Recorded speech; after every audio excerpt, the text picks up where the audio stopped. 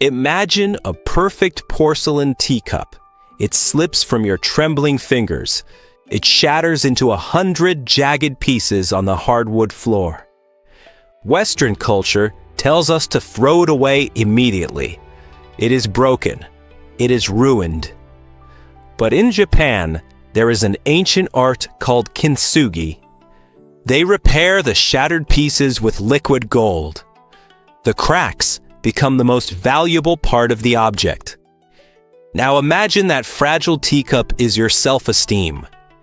Every day, we walk around terrified of dropping it, terrified of what people think of us. We bend over backward to please absolute strangers. We shrink ourselves to fit into rooms we do not even like.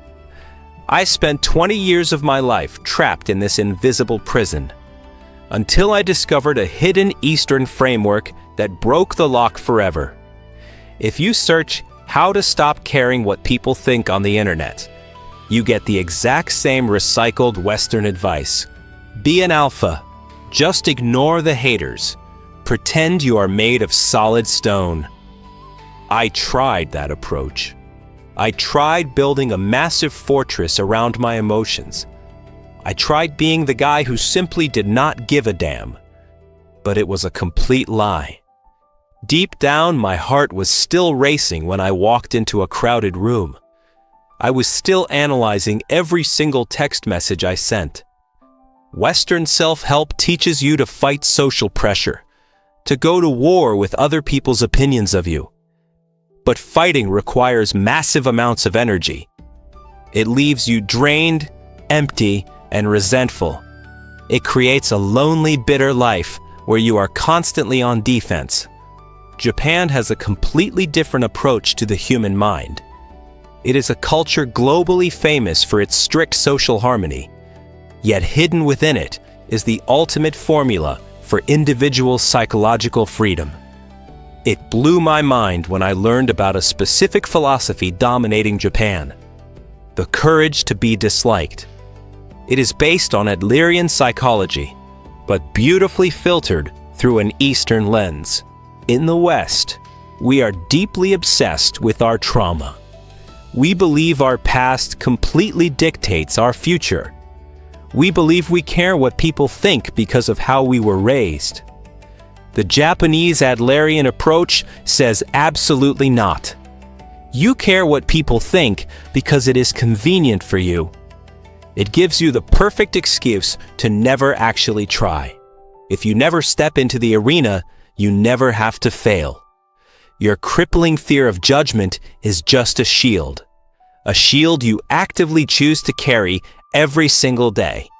To finally drop that shield, you must understand the core secret.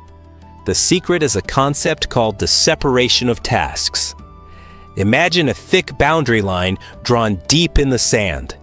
On your side of the line is everything you actually control: your words, your actions, your choices. On their side of the line is everything they control: their opinions, their judgments, their emotions. If someone dislikes you, that is their task to deal with. It is not your job to cross the line and fix their feelings. Read that again in your mind. Their dislike for you is purely their problem. When I finally understood this, I physically exhaled. I realized I had been carrying backpacks of judgment that did not belong to me. But how do you actually enforce this mental boundary in real life? You apply the concept of Wabi Sabi to your own soul. Wabi Sabi is the Japanese aesthetic of finding beauty in sheer imperfection. A weathered piece of driftwood, an asymmetrical, rough clay pot, or a deeply flawed human being. We care what people think because we are desperately trying to project perfection. We want everyone to see a flawless, untouched teacup. But you are already cracked. I am already cracked. We all are. When you hide your cracks, you give other people the power to exploit them. When you fill your own cracks with gold, you take the power completely back. Absolute ownership of your flaws is the ultimate armor. They cannot insult you with a truth you have already embraced. You become unbothered because you have absolutely nothing left to hide. There is a very dangerous trap hidden in this philosophy, though. I fell straight into it for months. The separation of tasks is not a license to be cruel. It does not mean you get to trample on others and shout that is your problem. True psychological freedom is not about a lack of empathy. It is simply about a lack of dependency. You can still care deeply about the people you love.